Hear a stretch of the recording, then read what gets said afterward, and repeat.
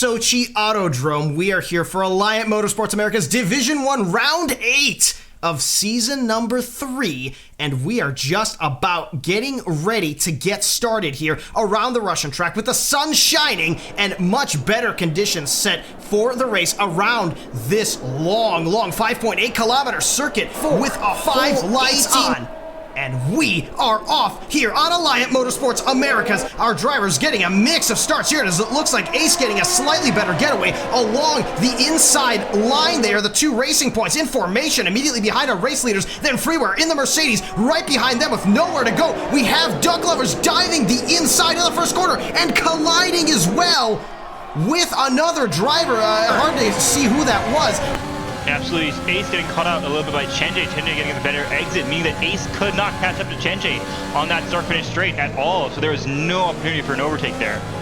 Oh, and there is an opportunity for an overtake here as Tideras does pull to the inside of Andrew S, snipping the next corner here, but it does look like the McLaren driver is able to complete that overtake. Behind him, Andrew S and Chenj tussling quite handsomely as well, as it looks like Marco getting past Father Sriracha in the back.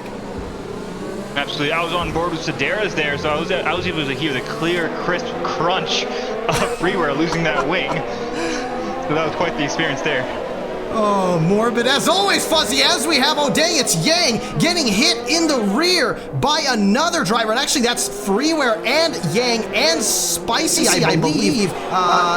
Getting caught out. Freeware did manage to escape into the pits. That was Zay, and so Spicy getting caught up in that incident. We're going to jump back on board with Ace and Chenj, who go wheel to wheel, collide rather abruptly into the second corner, now going side by side, bouncing off of each other. Not once, not twice. Chenj getting sent across the track here, nearly losing 3 positions for the price of 1. Wow. Absolutely, a bit of a bumper car action going on there. I remember those. Go in that corner. We hope he didn't suffer any damage, but he did manage to keep it behind Ace and not lose any other positions as Kamel and Sedaris are looking quite racy immediately behind him. All these drivers have the DRS open at the moment, so all of them can be poised for an attack. We're going to jump on board with Father Sriracha, who is making an attack, going side by side with Marco down the back straight, and the McLaren makes that move stick into turn number 13 and elevates himself there. P10. And now Chenj, it may look to take the inside line. The Ferrari driver looking poised to fight Ace into the following corner, backs out of the move, but loses a lot of momentum, which opens up the avenue for Chenj to match that overtake button to try and overtake into the next corner. Late on the brakes is the AlphaTauri driver, and he just muscles himself in to the next corner, still side by side, but it looks like that move is done for Chenj.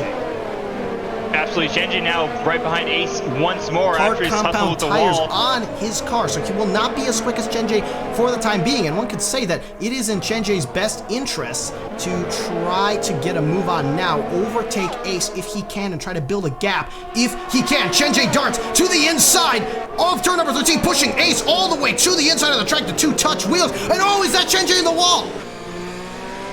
Yeah, it looked like Ace gave him next to no room on the exit. He doesn't even have to there. baby them. Those horns will go the entire race distance and then some around the circuit. Just make sure that he doesn't do any burnouts or anything of the sort. On board now with Odang Yang in the Alfa Romeo as he makes it a very smooth move past Javier here into turn number 2, and that elevates him into P11. Will Javier try to sneak a look down the inside? Right now, turn number 4 in 8th position, standing to gain a lot of ground as we have Julian emerging from the pits alongside these drivers. And how will this frame into this battle as he goes down the inside of the Renault and does come out with 8th position?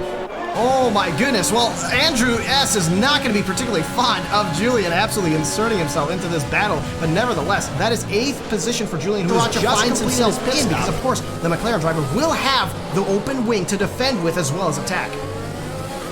Absolutely. Now, as they go down the start-finish straight, Father Sriracha only 5/10 behind Kamel.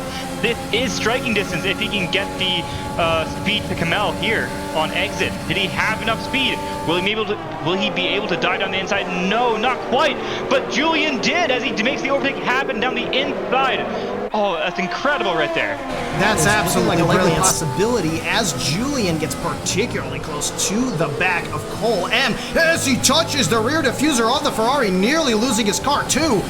Wow, so fine are the margins between these two drivers. Nevertheless, Julian, having so much extra speed now, uses his now favorite overtaking spot to try to get past the Ferrari, but Colem is not so eager to yield, and he just pushes Julian off turn number 10, but he lets the Racing Point go. Father Sriracha immediately behind them, not knowing what to do with himself here, as he's trying to benefit from yet another overtake immediately in front of him. Colem overtakes Julian and Father Sriracha down the inside of turn number 13. Unbelievable racing here as the three battle it out, three wide. Down the main straight, namely O'Dang Yang and Alex Gray, who now is feeling quite smug on those hard tires as he's elevated into P4.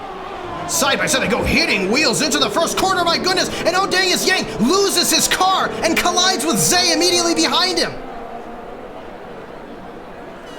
Oh no, that is Duck Lovers to draw even with him.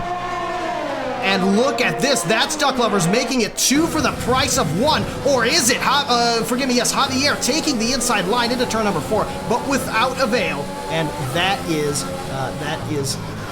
that. And that, well, decides to fight another day, but you can sense that those softs on Colem's car are starting to become a little bit less serviceable as the Mercedes driver tries to squeak down the inside of turn number 3. Unbelievable stuff as he nearly makes an overtake, but instead collides with the wall. Oh no, that is contact on exit from turn number 4 for both of these drivers that ends so capture. Meanwhile, Ace crosses the line to win the Russian Grand Prix. Julian crosses it immediately behind him, and Charles makes it 2 podiums in 2 races, coming home in 3rd place in the